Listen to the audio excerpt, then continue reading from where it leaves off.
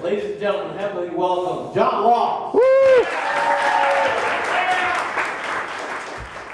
People say, well, what have you learned over the 40 years you've been a lawyer? Well, there's really only three things. One, if somebody says to you, with all due respect, they mean exactly the opposite. They mean, I can't believe you said that thing that's so stupid. Secondly, your cousin who went to law school for 1 year does not know more than I do. And third, never ever offer to give your client a ride home before the jury comes back. I did that once. It didn't turn out. It was a very long, awkward drive.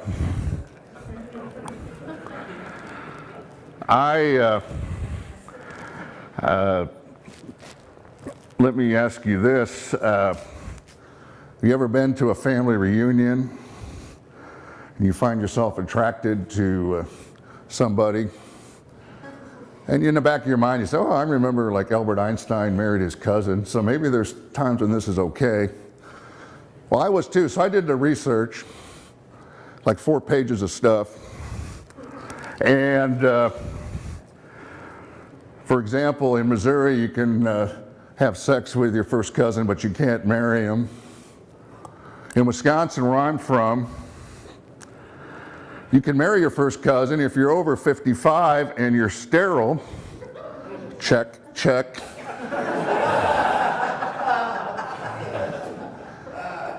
Now this is too much to carry around, doesn't fit in your wallet or your purse.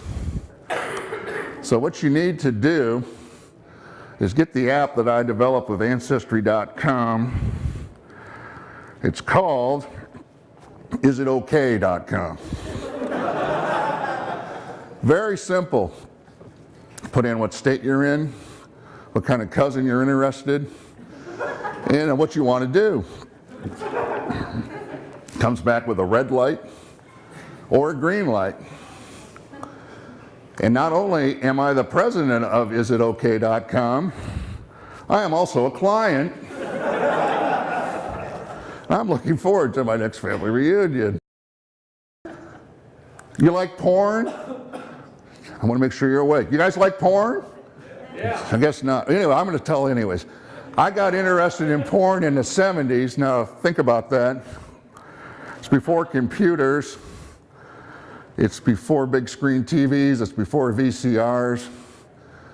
You really only had 3 options back then to see porn movies. One was to go to an adult bookstore and stand around with a bunch of perverts and watch the movies there. Second, you could go to an adult movie theater and sit around with a bunch of perverts and watch those movies. The third option, though, was to order them through the mail.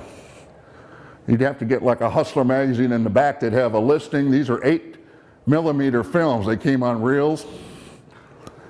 So my friend David and I thought we'd like to get one, so we looked at the list. So when I looked interested, it was called Svetlana's Party. And $49.95. We were so nervous, we used a fake name. We were convinced that all our neighbors would think we were perverts. And back then, that was not a qualification for running for Senate. So it comes in a brown paper envelope. We rip it open. I run the film over to my friend David's house because he's got the projector. And so he threads it through there. And with his dog Charlie, we sit down and watch 11 minutes of what we think is hot communist love. We couldn't tell what it was going on. Actually, it was very blurry. We watched it about 6 times, then I had to go home. So I came back the next day to continue my research. David met me at the door with a big, long face. He says, the dog Charlie had had enough, and he ate Svetlana's Party. Of course, I was crestfallen. But then, it confirmed my belief that dogs have a higher moral standard than humans.